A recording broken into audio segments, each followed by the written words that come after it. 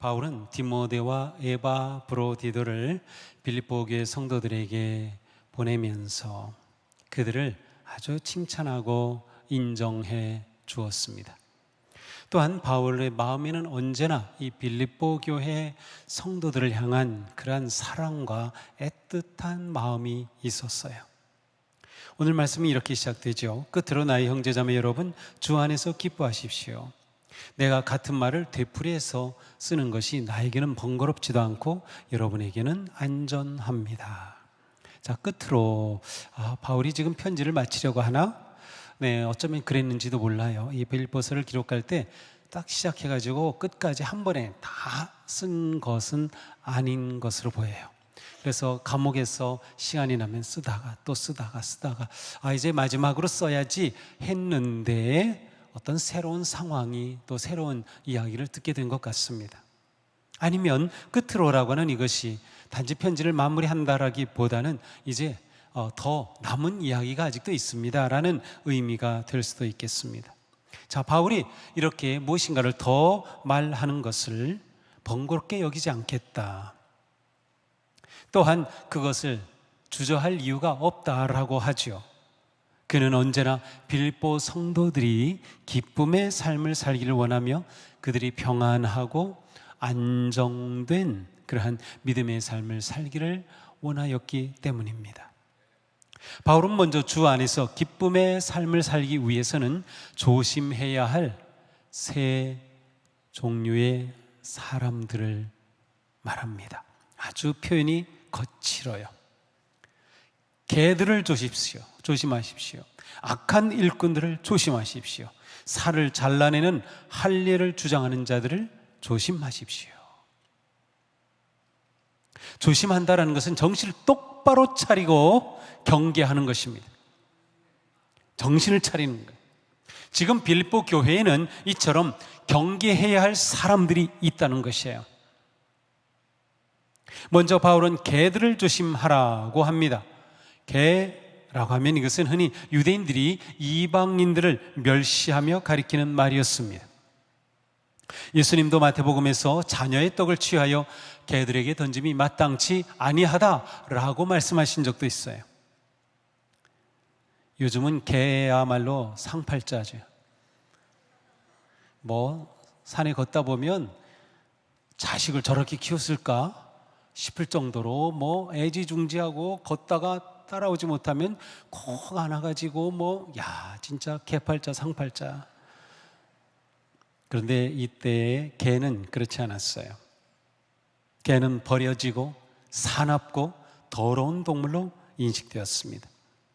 바울이 여기서 개라고 막말로 표현한 사람들은 어떤 사람들일까요? 그들은 유대주의자들입니다. 거짓된 가르침으로 빌립보 교회 성도들을 혼란케 하고 영혼을 오염시키고 교회를 헤쳐놓는 사람들을 말합니다. 다음으로 악한 일꾼들을 조심하라라고 하죠. 악한 일꾼들, 이들은 잘못된 동기와 생각으로 일하는 사람들이며 또한 그들의 일상에서 선을 행하지 않고 악을 행하는 사람들입니다. 이들은 주님을 위해 일하는 것처럼 보이지만 실은 자기를 위해, 자기 영광을 위해, 자기 이익을 위해 일하는 사람들이에요. 따라서 이들은 덕을 세우기보다는 오히려 문제를 일으키고 악한 결과를 가져올 뿐입니다. 이들의 말과 행동은 다른 사람들에게 유익을 주지 못합니다. 죄와 악의 씨를 뿌리며 악한 일을 서슴없이 행합니다. 세 번째로는 할례를 주장하는 자들입니다. 이건 점잖게 번역한 거예요. 그대로 직역하면 살점을 떼내기를 주장하는 것들, 이런 것이에요. 우리도 말할 때 그것들 이런 식으로 말하죠. 바로 그런 표현이에요. 모욕적인 표현이죠. 할례란 원래 유대인들이 율법에 따라서 하나님의 언약 백성이 된 표식이었어요. 그런데 할례가 구원의 조건이 된다라고 주장하면서 그리스도의 복음을 율법으로 가두려는 그릇된 율법주의자들이 있었습니다. 바울은 주 안에서 기뻐하십시오라고 말하고 나서 왜 이렇게 개들, 악한 일꾼들, 할례를 주장하는 자들을 조심하라고 하였을까요? 이 세 부류의 사람들의 공통점은 율법주의입니다. 율법주의의 본질은 교만입니다. 언뜻 생각하면 이해가 안 되죠. 왜냐하면 율법주의는 우리가 율법을 잘 지킨다, 율법대로 지킨다, 뭐 이러한 의미가 있다면 순종하는 것이고 따르는 것인데 교만이라고요? 맞아요. 율법주의적 교만의 핵심은 내 행위와 업적과 헌신으로 하나님의 인정을 받으며 구원을 얻어낼 수 있다라고 생각하는 거예요. 그러므로 율법주의에는 하나님의 은혜가 필요 없습니다. 하나님의 은혜가 없는 삶, 기쁨이 없습니다. 율법주의에는 정죄와 판단과 자랑과 교만으로 인해 기쁨이 설 자리가 없어요. 그래서 기뻐하십시오 말하면서 바울은 이 세 부류의 사람들 조심해야 한다고 말씀하는 겁니다. 우리가 율법주의에 빠지면 그리스도의 십자가의 은혜와 사랑은 다 헛것이 되고 말 것입니다. 우리는 그리스도 안에서 진정한 기쁨의 삶을 살기 위해 피하고 경계하고 멀리해야 할 사람들을 잘 분별해야 합니다. 우리는 특히 이단과 거짓의 사람들을 조심해야 합니다. 그들은 개와 같아서 성도들을 미혹하고 교회를 해치고 혼란하게 합니다.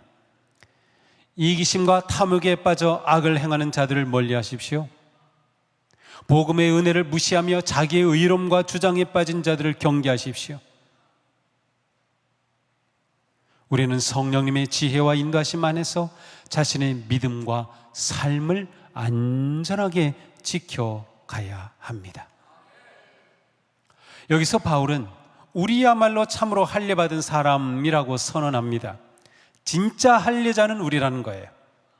하나님의 참된 자녀는 육체의 할례가 아니라 마음의 할례를 받아 하나님과 바른 관계를 맺은 사람입니다.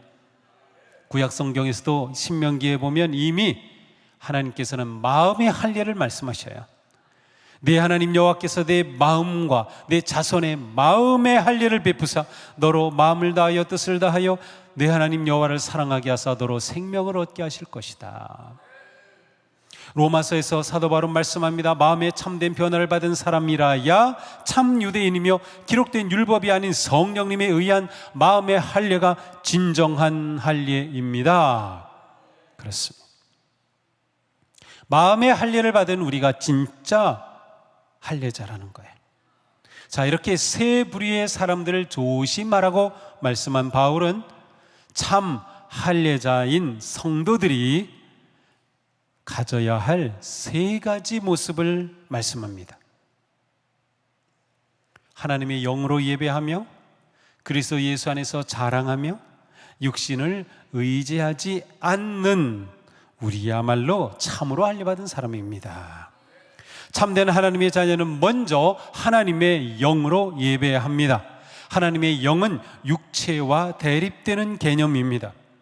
그러므로 앞에서 조심해야 할 자들과 정반대 모습을 지금 이야기하는 거예요. 첫 번째, 어떤 자들을 조심하라 그랬어요? 개들을 조심하라. 개들은 땅의 것을 생각하고 땅의 것을 찾아 헤맵니다. 개들은 육으로 예배합니다. 하나님의 자녀는 땅에 매여 있지 않습니다. 하나님의 영에 매인 거룩한 사람이에요. 그러므로 영의 사람은 땅의 것이 아니라 하늘의 것을 추구합니다. 하나님을 영으로 예배합니다. 예배는 하나님의 구속의 은혜와 사랑에 대한 성도들의 가장 바르고 마땅한 응답이며 고백입니다. 성도는 하나님을 사랑하기에 예배합니다. 참된 예배자는 창조자 하나님을 높이며 십자가에 달리시고 부활하신 예수님을 그리스도 주님으로 고백하며 하나님의 사랑과 은혜에 감사합니다. 이 모든 일은 오직 성령으로 가능한 일이에요. 그러므로 우리는 언제나 영과 진리로 예배합니다.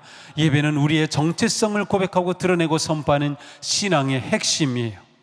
우리는 항상 자신이 참된 예배자인지 물어봐야 합니다. 다음으로 하나님의 자녀는 그리스도 예수 안에서 자랑합니다. 자, 어떤 자들을 조심하라 그랬어요? 두 번째, 악한 일꾼들. 그렇죠. 그리스도 예수 안에서 자랑하는 것은 악한 일꾼들과 반대되는 개념이에요. 악한 일꾼들은 모든 일을 자기 중심으로 자기 영광을 위해 악한 열매를 맺는 일을 합니다. 그러나 진정한 하나님의 사람은 무엇을 하든지 오직 그리스도 예수 안에서 자랑합니다. 오직 그리스도만을 자랑하고 그리스도만을 높이고 그리스도만을 드러냅니다. 예수님의 이름을 높이는 것이 삶의 목적이며 기쁨이 됩니다. 자랑한다라는 단어에는 기뻐하고 즐거워한다라는 의미가 있어요. 그러므로 자랑한다는 것은 그리스도 예수 안에서 하나님의 사랑에서 오는 기쁨과 즐거움과 평화를 온전히 누리는 것입니다. 그러니 사랑하는 성도 여러분, 무엇을 하든지 그리스도 예수 안에서 하며 그리스도의 이름을 높이십시오. 하나님을 기쁘시게 함을 목적으로 삼으십시오. 이러한 삶에 참 기쁨과 평화가 넘쳐납니다. 자, 세 번째로는 하나님의 백성은 육체를 신뢰하지 않습니다. 자, 어떤 자들을 세 번째 조심하라 그랬어요? 할례하는 자들, 할례당, 손할례당이에요. 육체를 신뢰하는 할례당과 반대되는 모습입니다. 여기서 육체는 인간적인 모든 능력과 행위를 의미합니다. 할례를 주장하는 자들은 자기 몸을, 자기를 신뢰하는 거예요. 자기의 행위와 노력과 능력과 업적을 자랑하는 것이에요. 자신의 업적과 행위로 하나님의 인정을 받으려고 합니다. 그러나 육체를 의지하지 않는 성도는 몸에 행한 할례보다 마음에 행하는 할례를 귀하게 여깁니다.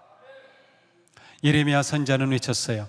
너희는 나 주가 원하는 할례를 받고 너희 마음의 양피를 잘라내어라. 그러지 않으면 너희 악한 행실 때문에 나의 분노가 불처럼 일어나서 너희를 태울 것이니 아무도 끌 수 없을 것이다. 그리스도를 의지하고 따르는 우리는 마음의 할례를 받은 참 할례자입니다. 우리는 육의 사람이 아니라 영의 사람입니다. 육체를 의지하지 마십시오. 오직 하나님의 사랑과 은혜만을 구하십시오. 여기서 바울은 육체를 신뢰하였던 자신의 과거를 자랑합니다. 나는 육체에도 신뢰를 둘 만합니다. 다른 어떤 사람이 육신의 신뢰를 둘 만한 것이 있다고 생각하면 나는 더욱 그러합니다. 나는 난지 8해 만에 할례를 받았고 이스라엘 민족 가운데서도 베냐민 지파요, 히브리 사람 가운데서도 히브리 사람이요, 율법으로는 바리새파 사람이요, 열성으로는 교회를 박해한 사람이요, 율법의 의로는 흠잡힐 데가 없는 사람이었습니다. 자, 바울은 성인이 되고 아니면 성장해서 유대계로 개종한 것이 아니라 태어나면서부터 유대 전통에 속하였기 때문에 난지 8해 만에 할례를 받았습니다. 그는 이스라엘 역사에서 초대 왕을 배출한 베냐민 지파 출신이고 바울 이름 자신도 초대 왕 이름 사울이라는 이름을 가지고 있었던 사람이에요. 바울은 다소에서 태어난 디아스포라였지만 진정한 히브리인으로 성장하였어요. 그는 당시 많은 사람들로부터 존경받는 바리새파 사람이었어요. 그는 율법의 특별한 열심을 가지고 교회를 박해하였어요. 심지어 그는 율법 앞에 흠 잡을 것이 없을 만큼 온전한 양심으로 살았던 사람. 율법으로 본다면 바울은 완벽에 가까운 사람이었습니다. 그는 율법이 정한 기준에 합격하였고 경건함의 모양을 갖추었습니다. 학벌로나 열심으로나 평판으로나 신앙으로나 어디다 내놓아도 흠잡힐 데 없는 사람이었습니다. 그런데 바울의 이러한 자랑은 육체를 신뢰하는 것이 얼마나 허망한 것인가를 드러내기 위한 것이었습니다. 바울은 육체를 신뢰했던 자신이 어떻게 변화되었는지 고백합니다. 함께 읽겠습니다. 그러나 나는 내게 이루었던 것은 무엇이든지 그리스도 때문에 해로운 것으로 여기게 되었습니다. 그뿐만 아니라 내 주 예수 그리스도를 아는 지식이 가장 고귀함으로 나는 그 밖에 모든 것을 해로 여깁니다. 나는 그리스도 때문에 모든 것을 잃었고 그 모든 것을 오물로 여깁니다. 아멘. 바울은 자신이 자랑하였던 할례, 출신, 민족, 신앙심, 열성, 의로움이 자기에게 이익이 아니라 손해가 되었다고 고백하는 거예요. 이전에는 이익으로 여겼던 것을 손해로 여기게 되고 자랑으로 여기던 것을 오물로 여기게 되었습니다. 바울의 가치가 완전히 뒤바뀐 것입니다. 가치 전도의 내적 혁명이 일어났습니다. 어떻게 이런 혁명이 일어났습니까? 바로 예수 그리스도 때문에. 예수 그리스도께서 바울의 심장에 들어오셔서 그의 인생을 송두리째 뒤집어 놓았습니다. 그러기에 바울은 이 모든 일이 그리스도 때문에 라고 강조하고 있어요. 바울은 그리스도를 아는 지식이 이 세상에서 가장 고귀한 것임을 깨달았습니다. 바울이 놀라운 사실을 깨달은 순간 그가 자랑하던 모든 것이 해롭게 되었고 그가 자랑하던 모든 것이 무익한 것이 되었습니다. 고귀하다라는 것은 비교할 수 없이 높은 가치를 말합니다. 그리스도라는 지식이라는 것은 정보와 지적인 것을 말하는 게 아니라 깊은 관계를 말하는 거예요. 그러므로 바울에게 예수 그리스도와 맺어진 십자가와 사랑의 은혜의 관계에 견줄 만한 것이 이 세상에 없던 것이에요. 예수 그리스도와 맺은 그 관계가 바울에게는 가장 귀한 가치였습니다.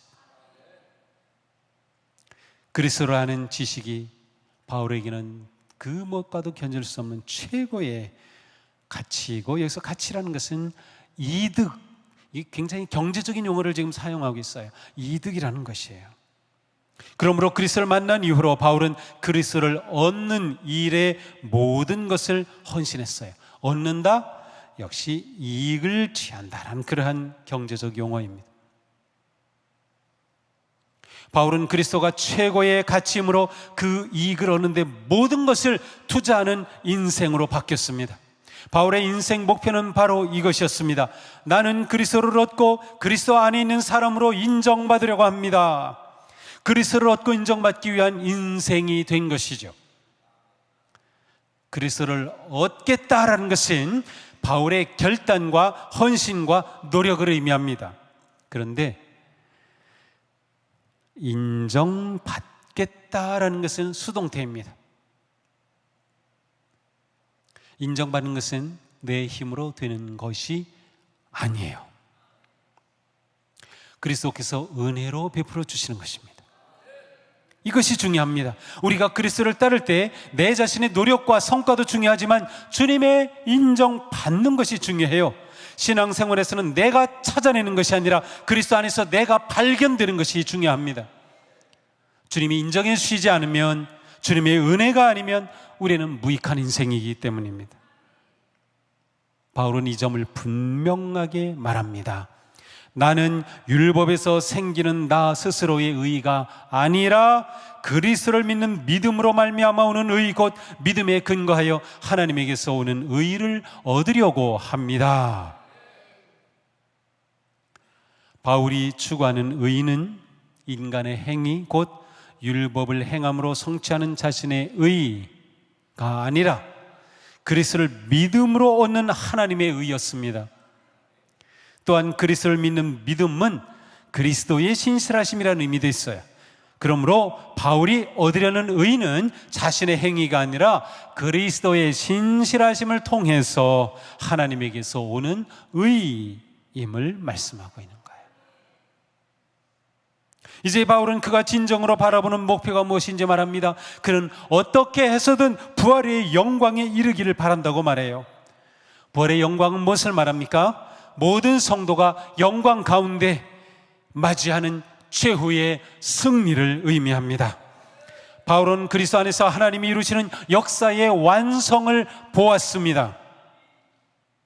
그러나 이것은 단지 미래의 부활에 대한 확신과 목표일 뿐만 아니라 현재에도 그리스도의 다스림에 순종하여 부활의 능력으로 살아가고 있음을 의미하는 것이에요. 바울은 말씀합니다. 우리 함께 읽겠습니다. 내가 바라는 것은 그리스도를 알고 그분의 부활의 능력을 깨닫고 그분의 고난에 동참하여 그분의 죽으심을 본받는 것입니다. 그리하여 나는 어떻게 해서든지 죽은 사람들 가운데서 살아나는 부활에 이르고 싶습니다. 아멘. 여기서 바울은 다시 한번 그리스도를 알기를 바란다고 말해요. 그리스도를 안다는 것은 곧 그리스도가 내 안에 계시고 내가 그리스도 안에 있는 온전한 관계를 말하는 것. 아까 말했죠. 지식의 의미, 관계입니다. 이는 그리스도의 십자가와 부활에 참여하는 것이에요. 그러므로 바울은 그리스도를 알고 부활의 능력을 깨닫고 그리스도의 고난에 동참하여 주님의 돌아가심을 담기를 바라고 있는 것이에요. 그리스도의 고난에 동참하여 주님을 본받는다. 이것은 바울에게 있어서 굉장히 중요한 또 하나의 신앙 주제입니다. 그리스도의 십자가를 본받는다는 것. 물론 오늘 본문에서는 이 부분을 깊이 다룰 수는 없어요. 하지만 굉장히 중요한 개념이에요. 이것은 어떤 뜻입니까? 끊임없이 죄에 대해서 내가 죽는다는 것을 의미합니다. 또한 그리스도 복음을 위하여 끊임없이 내 자신을 희생하고 내려놓는 것을 의미합니다. 이것을 통하여 그리스도의 죽음에 동참하는 것이에요. 또한 바울 자신에게 있어서는 마지막 순교를 당하는 것을 의미하였습니다. 바울은 이러한 것들을 내다보고 있는 것이죠. 이런 죽음의 과정은 부활의 영광을 바라보는 성도가 삶의 모든 순간순간 선택해야 할 과정입니다. 십자가를 선택하는 겁니다. 사랑하는 성도 여러분, 오늘 말씀은 진정한 성도의 삶이 무엇인지를 보여줍니다. 그것은 확신과 열망과 믿음으로 사는 것입니다. 우리는 그리스도 예수 안에서 부활의 승리에 이를 것을 확신하고 있습니까? 비록 우리의 삶에 고난과 위기와 아픔이 있다 해도 예수 그리스도와 맺은 사랑의 언약은 성취될 것이며 하나님은 반드시 이루실 것입니다. 바울은 고백하였습니다. 우리 믿음을 가지고 함께 큰 소리를 겁시다. 나는 확신합니다. 죽음도 삶도 전사들도 권세자들도 현재일도 장래일도 능력도 높음도 깊음도 그 밖에 어떤 피조물도 우리를 우리 주 예수 그리스도 안에 있는 하나님의 사랑에서 끊을 수 없습니다. 아멘. 이 고백이 우리의 진정한 고백이 되기를 축복합니다. 우리는 이 확신으로 사는 거예요. 하나님의 사랑에 대한 확신이 있는 성도는 오직 그리스도를 열망하며 육체를 신뢰하지 않습니다. 그리스도 안에서 발견한 최고의 가치를 붙잡고 살아가는 거예요. 우리에게 최고의 가치며 가장 고귀한 것은 그리스도를 아는 지식, 곧 그리스도와의 사랑의 관계입니다. 그러니 가장 고귀한 것, 그리스도를 아는 지식을 사모하십시오. 그리스도를 사랑하십시오. 그리스도를 사랑할수록 이전에 유익하게 여겼던 것들은 해로운 것이 되고 오물이 될 것입니다. 우리에게는 이전에 유익한 줄로 알고 잡았던 육체의 것들을 휴지통에 다 버린 것이 있어요. 휴지통에 버리는 것으로 끝난 것이 아닙니다. 저도 가끔 컴퓨터에서 무엇을 하다 보면 이제 쓸모 없으면 휴지통으로 버리죠. 그런데 또 이거 좋을 것 같은데 하고 다시 휴지통으로 가서 되돌릴 때가 있어요. 집에서 휴지통에 다 버렸는데 뭐 버린 거 잘못 버린 것 같아서 또 찾아보기도 하고 그래야죠. 휴지통이 버리는 거로 끝내지 말고 휴지통을 비우세요. 그래야 됩니다. 오직 예수 그리스도를 내 삶의 최고의 가치로 따르시기 바랍니다. 그리스도보다 귀한 것은 세상 어디에도 없습니다. 이것이 우리의 고백이고 우리의 확신이고 우리의 기쁨입니다. 이제 우리는 하나님께서 우리 안에 시작하신 선한 구원과 생명의 일을 완성하심을 믿고 믿음으로 살아갑시다. 우리는 주님의 은혜가 아니면 살 수 없습니다. 고난과 무너짐의 현실을 인식하면서 하나님의 이루심을 신뢰하고 의지합시다. 그리하여 우리 모두 부활의 영광에 이르기를 축복합니다. 승리의 그날이 우리에게 반드시 이룰 줄로 믿습니다. 할렐루야. 기도합시다.